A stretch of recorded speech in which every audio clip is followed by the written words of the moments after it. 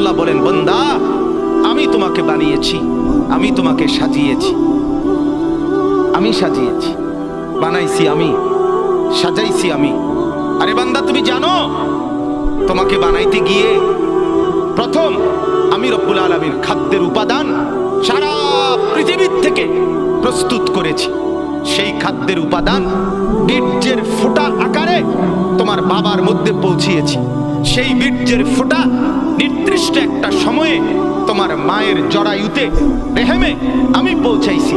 সেখান থেকে এক সামান্য ফোঁটা বীর্যের উপরে 9 মাস আমি আল্লাহ আমার কুদরতি হাতে খালাকতুহু বিয়াদিয়া, নিজের হাতে কাজ করে ড্রয়িং করে আমি একা 9 মাস তোমার মায়ের অন্ধকার গর্ভে আমি সাজাইছি, আমি সাজাইছি।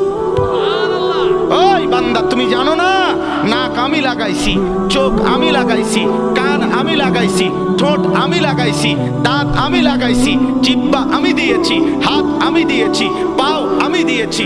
বলো বান্দা আমি এখানে নাক লাগাইছি, তোমার আপত্তি আছে কিনা বলেন? আল্লাহ এখানে চোখ লাগাইছে, আপত্তি আছে কিনা বলেন? আল্লাহ এখানে কান লাগাইছে, আপত্তি আছে কিনা বলেন? আল্লাহ এখানে ঠোঁট লাগাইছে, আপত্তি আছে কিনা বলেন? আরে মুসলমান, যদি আর কোনোটার মধ্যে আপত্তি না থাকে তো এখানে আপত্তি করলেন কেন? নাক বদলান, চোখ বদলান, কান দুইটা একত্র করে ফেলেন, ঠোঁট একটা খুলে ফেলেন, দাঁত অর্ধেক ভেঙে ফেলেন, আল্লাহর ডিজাইন বদলে দেন। কি ব্যাপার বলেন?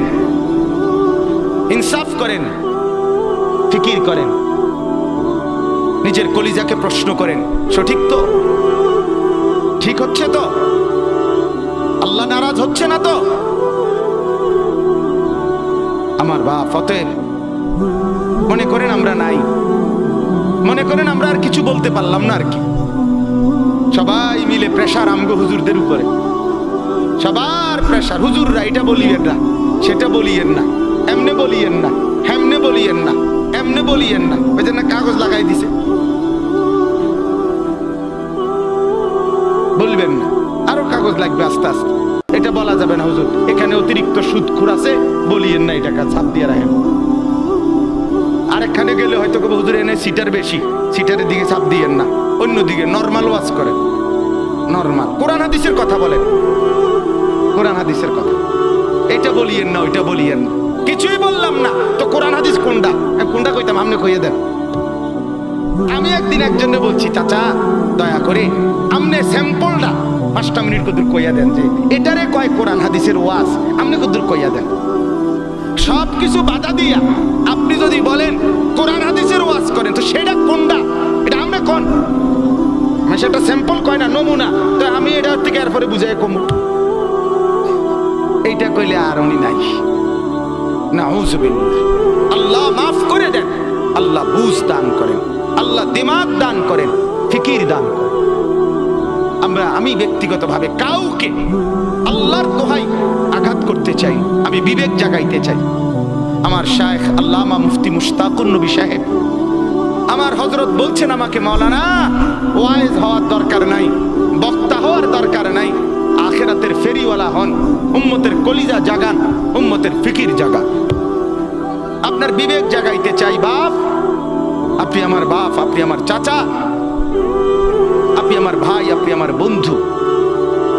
এবার যুবকরা বলেন, নওজোয়ান আপনারা বলেন, বাপ আজকে যাদের 1 বছর 6 মাস 2 বছর কোনোদিন ফজরের নামাজ পড়েন না, দিনের পর দিন রাতের পর রাত যায়, এভাবেই 6 মাস, এভাবেই 1 বছর, এভাবেই 2 বছর, আপনি জানেনও না ফজরের ওয়াক্ত হয় কখন, ফজরের জামাত হয় কখন। মেরে মোহতারাম, আমার ভাই, আমার বন্ধু, বলো তুমি যে কোনোদিন ফজরের নামাজ পড়লা না, তোমার গন্তব্য কোন দিকে যাচ্ছে?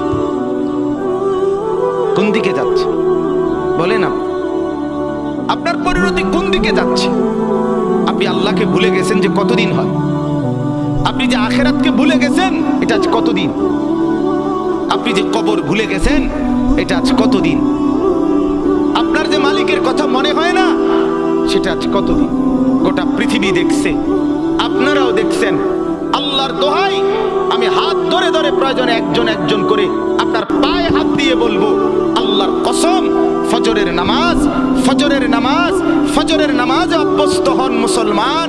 এটা আমরা আগেও বলছি বারবার। কোরআন এবং সুন্নাহর বক্তব্য হলো ফজরের ওয়াক্ত ইনকিলাব, ফজরের ওয়াক্তে আল্লাহ তাআলা বারবার আযাব দেয়, ফজরের ওয়াক্তে আল্লাহ তাআলা বারবার বিজয় দান করে। আপনারা দেখছেন মালিকের আযাব তুরস্ক, সিরিয়া, আল্লাহর ইচ্ছা। কেন দিবেন সেটা শুধু আল্লাহই জানে, কিন্তু হয়েছে কোন ওয়াক্তে? ফজরের, ফজরের ওয়াক্তে ভোর 4:15 বাজে। মাটির সাথে মিশে গেছে, আস্তা বাড়ি ধ্বংসস্তূপ হয়ে গেছে। গোটা পৃথিবী কাঁপতেছে, গোটা পৃথিবী সমবেদনা জানাইছে, গোটা পৃথিবী মর্মাহত হইছে। কিন্তু ফজরের ওয়াক্ত এই কোরআনে আছে দোস্ত। কওমে লূত, লূত আলাইহিস সালামের কওম একটি জাতি যারা পুরুষে পুরুষে অপকর্ম করত, নাউজুবিল্লাহ।